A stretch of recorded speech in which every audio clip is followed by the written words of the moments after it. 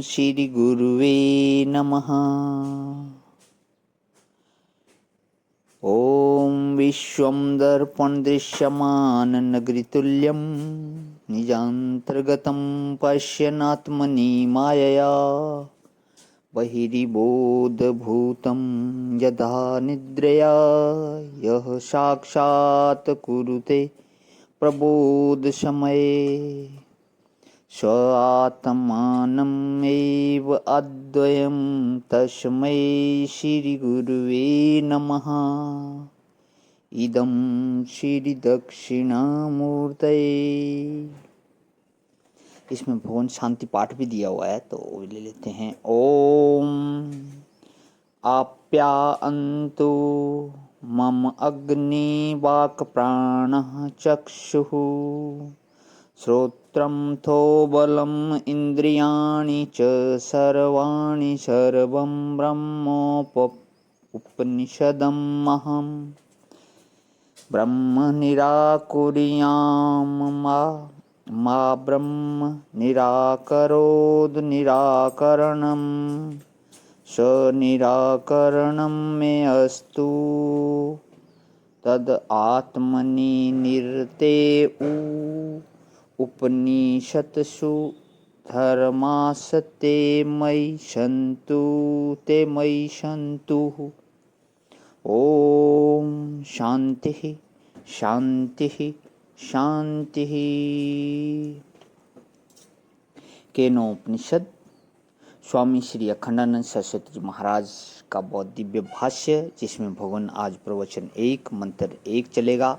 तो सबसे ऊपर हेडिंग दिया हुआ है कि शिष्य के प्रश्न, मन इंद्रियों का प्रेरक कौन है, ये शिष्य का प्रश्न है। ओम केनेषितं पतति प्रेषितं मनः केन प्राणः प्रथमः प्रैत्र्युक्तः केनेषितां वाचं इमां वदन्ति चक्षुः श्रोत्रं क उ देवो युनक्ति।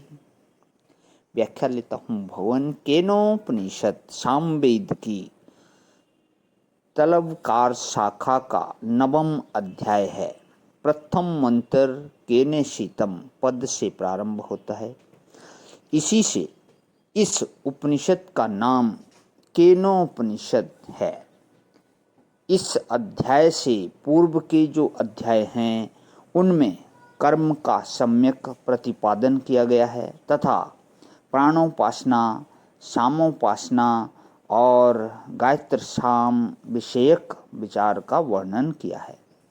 इस 9वें अध्याय में उपनिषद में शुद्ध ब्रह्म तत्व का विचार है।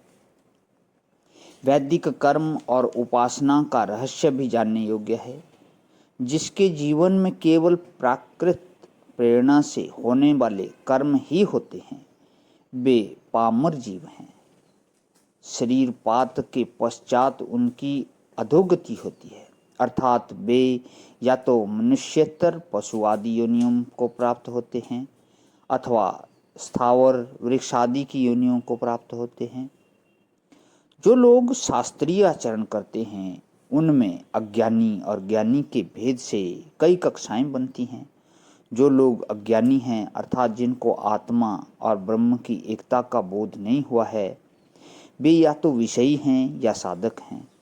जो विषयी हैं वे यदि शास्त्र के अनुसार सकाम कर्मों का अनुष्ठान करते हैं तो देहपात के पश्चात उनके प्राण दक्षिणायन मार्ग से उत्क्रमण करते हैं। और जो साधक हैं वे यदि निष्काम कर्म योग का आचरण करते हैं और मुमुक्षु भी हैं तो देहपात के पश्चात उनके प्राण उत्तरायण मार्ग से उत्क्रमण करते हैं।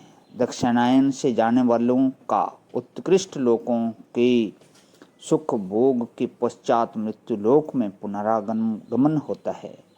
उत्तरायण से जाने वाले अज्ञानियों का भी उत्कृष्ट लोकों के सुख भोग के पश्चात पुनरागमन होता है, परंतु अंततः उनको अंतःकरण की शुद्धि भी प्राप्त होती है।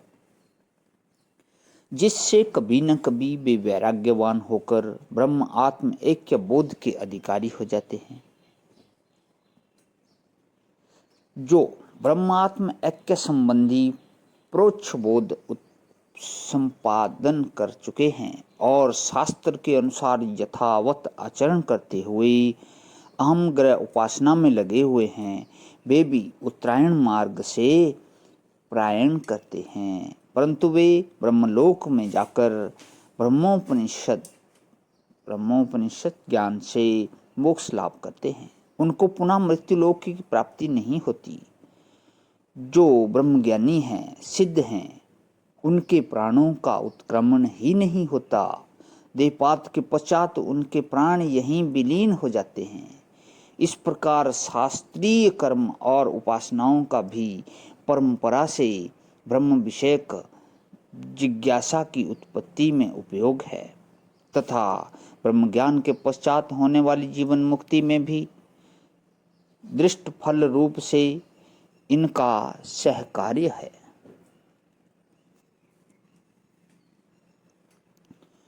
उपनिषद वैद्य ब्रह्म की जिज्ञासा किसको होती है? दर्शन शास्त्र प्रणव चित्त में भी जो ब्रह्म जिज्ञासा होती है वह मात्र वैदिक व्यायाम मात्र होता है। मुमुक्षुता पूर्वक जो ब्रह्म जिज्ञासा होती है वही मोक्ष पुरुषार्थ की सिद्धि करने वाली होती है, जिसका अंतःकरण निष्काम कर्म और उपासना के अनुष्ठान से शुद्ध हो गया है। उसे लौकिक पारलौकिक साधन साध्य जगत से ही वैराग्य हो जाता है और तभी उसमें सच्ची मुमुक्षुता और ब्रह्म जिज्ञासा का उदय होता है। प्रणाम भवन। आज विराम। ओम शांति शांति शांति।